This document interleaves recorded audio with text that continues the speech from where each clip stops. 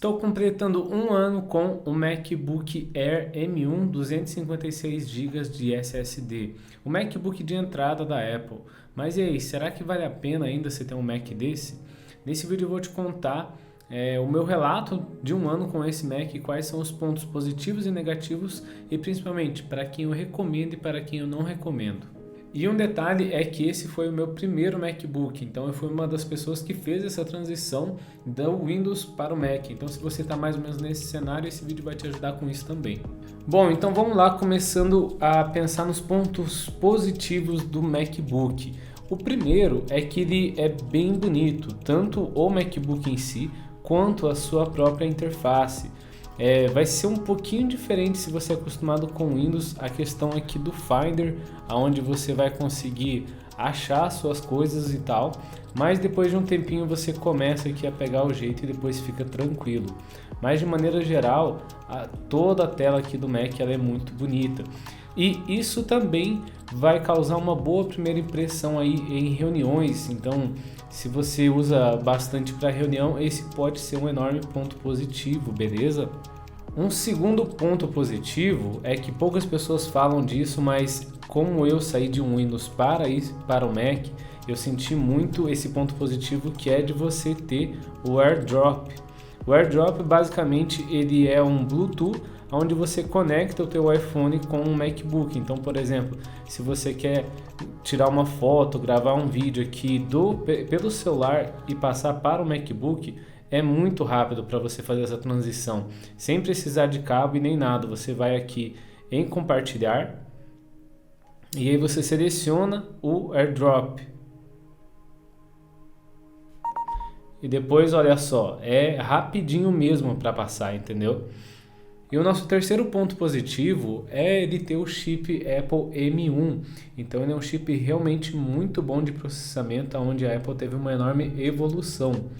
E eu até achava que, por exemplo, assim, 8 GB de memória poderia ser pouco para um Mac, principalmente se a gente trabalha com edição de vídeo ou a parte de fotografia e tal, mas esses 8 GB com o M1 ele realmente surpreende, ele é muito mais potente do que, por exemplo, um 8 GB de Windows. Eu considero que esses 8 GB da Apple ele é mais ou menos equivalente a 16 GB de RAM de um sistema Windows, então é outro ponto positivo que eu vejo.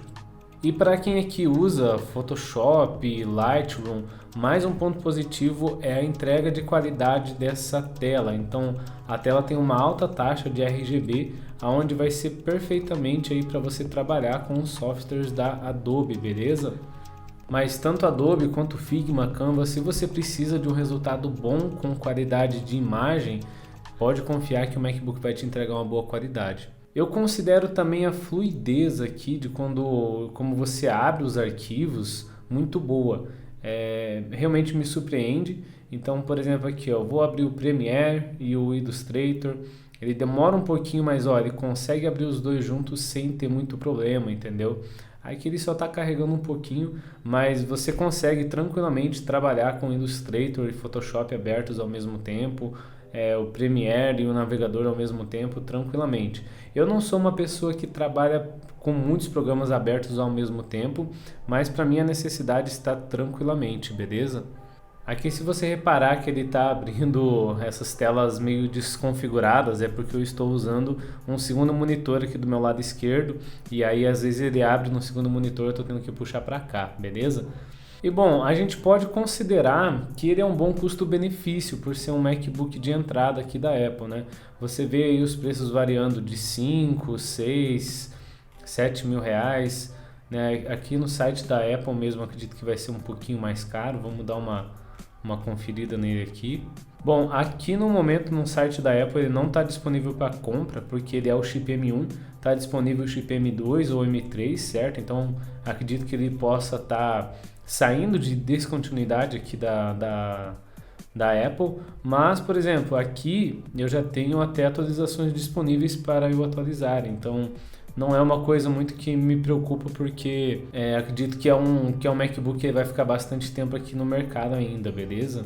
Mais um outro ponto positivo eu vejo que é a qualidade de som. A gente tem os falantes nessa parte lateral aqui E acho que é pelo próprio posicionamento do alto-falante, e aí ele tem uma boa qualidade. Então eu realmente me surpreendi quando eu coloquei algumas músicas aqui para tocar. E também ele tem uma entrada aqui para fone de ouvido na lateral. Então se você precisar de um fone com plug, você é só conectar aqui. E agora vamos dar os pontos negativos do MacBook Air M1 256 GB de SSD. O primeiro é exatamente ele ser 256 GB, certo? Então, ele disponível aqui ele vai ter por volta de 245. O meu aqui ele tem 75 GB livres.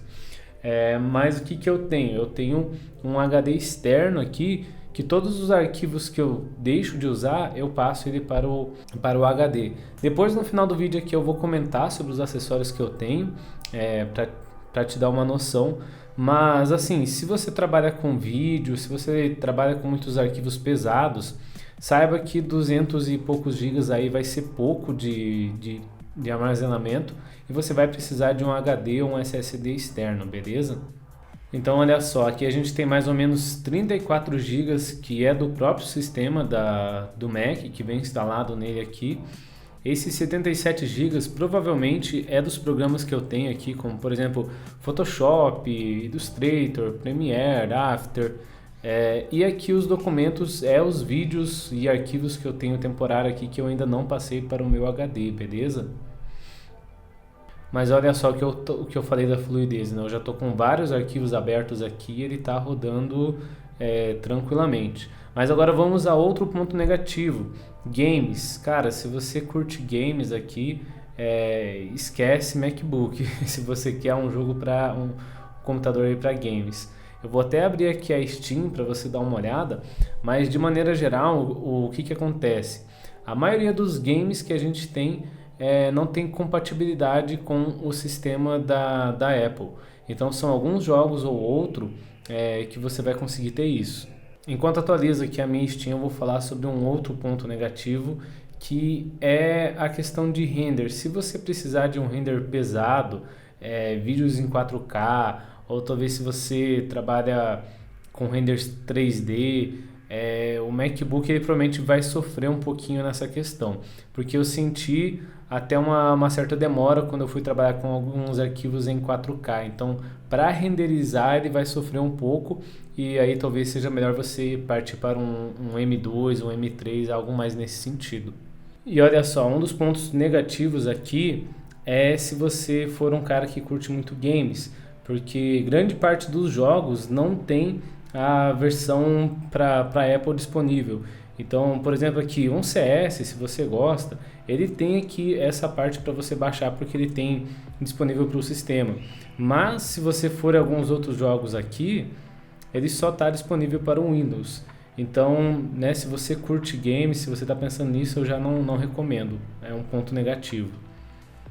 Mais um ponto negativo aqui é dele ter somente essas entradas USB-C que são aqui do lado, então ele tem duas entradas aqui. Até mesmo se você for comprar algum tipo de hub, ele pode acabar trancando essas duas entradas, então depois eu vou te mostrar qual hub você não deve comprar. Esses tipos de hubs aqui os que eu não recomendo você comprar, porque por exemplo, ele vai aqui na lateral e ele acaba trancando essas duas entradas que tem para o Mac, entendeu? Então não faz muito sentido.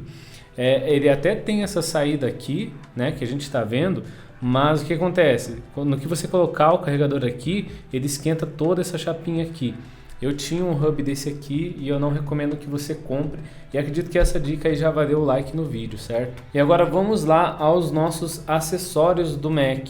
Então eu vou começar aqui por uma ordem de prioridade mesmo, beleza? O primeiro que você deve comprar e que eu acho que é obrigatório é um hub. Então eu tenho o meu hub aqui da Saturn aqui do lado, beleza? Que ele está conectado aqui com o meu HD e com a minha placa de captura aqui para eu gravar esse áudio e também com um monitor externo. Então é importante que você avalie bem qual hub você vai comprar. Como eu já mencionei, eu não recomendo esse tipo de hub aqui que você está vendo. Eu aconselho que você compre esse hub que tenha esse cabinho aqui, por mais que ele ocupe um pouco mais de espaço aqui na mesa, mas ele não vai deixar esquentar aqui na entrada do MacBook, beleza? e ele provavelmente vai ter mais entradas aqui de USB, USB-C e tal. Eu só recomendo que você compre um desse aqui se você realmente não lidar com nada muito pesado, mas como eu estou sempre trabalhando com o meu HD externo, ele acaba esquentando muito se eu tiver um hub conectado aqui na placa, beleza? O segundo acessório que eu recomendo, que no meu caso é obrigatório, é você ter um HD externo. Justamente pelo MacBook ter pouco armazenamento, você vai precisar de um HD externo, beleza? Então ele pode ser tanto um HD que você compra ele aqui e você coloca, ou também um SSD que ele vai ser um pouco mais rápido, mas também um pouco mais caro, beleza? Então a gente tem vários exemplos aqui. Depois de você conectar, ele fica aqui no seu Finder como um HD e você consegue aí copiar e colar as coisas tranquilamente, fechou? E continuando essa parte de acessórios, a gente tem também a parte do mouse, certo? Então tem um mouse aqui da Satet. Tem muitas pessoas que gostam desse mouse, mas eu não gosto e não recomendo. Se você quiser saber o porquê, eu vou deixar um link aqui na descrição sobre o meu setup, onde eu vou te contar detalhe por detalhe o que eu recomendo, o que eu não recomendo, que eu já comprei. Depois nós temos um teclado, se você quiser comprar, para, por exemplo, você deixar o seu MacBook fechado e aí você trabalhar no seu monitor externo. Então, no caso, muita gente gosta de optar aí por uma opção de teclado. Eu tenho esse aqui da Satet, esse teclado ele é bom, eu recomendo ele e eu acho que pode ser uma boa compra aí para você. Lembrando que qualquer mouse, teclado que você compre, eu não recomendo que você compre um que precisa de engate USB ou USB-C, tá? Ele tem que ser Bluetooth, justamente porque o MacBook ele tem poucas entradas disponíveis. E agora, para quem que eu recomendo e para quem que eu não recomendo o MacBook M1? Cara, se você é um engenheiro, arquiteto, um editor de vídeo que trabalha com 4K ou um gamer, eu não recomendo. Primeiro porque não tem compatibilidade com jogos e ele não é muito bom para renderizar com arquivos mais pesados. Eu senti bastante essa falta quando fui trabalhar com vídeos 4K. Mas se você é um profissional criativo, como um designer, até mesmo um editor que não trabalha com 4K, um redator, um publicitário, um empresário, empreendedor que precisa de um MacBook ali para ficar melhor nas reuniões, para ter um computador de fácil mobilidade, né? Ele é pequeno, ele é leve, é fácil de levar, aí eu recomendo. E também não posso esquecer para qualquer um que precisa de uma boa qualidade de imagem, como fotógrafos e videomakers, porque a entrega da tela é absurda. E se você está montando o seu setup ou gostaria de conhecer um pouco aqui sobre os meus equipamentos, eu tenho um vídeo te mostrando o meu setup e te falando quais itens eu recomendo e quais itens eu não recomendo, de uma forma bem direta, assim como nesse vídeo. Clica aqui e assista esse vídeo.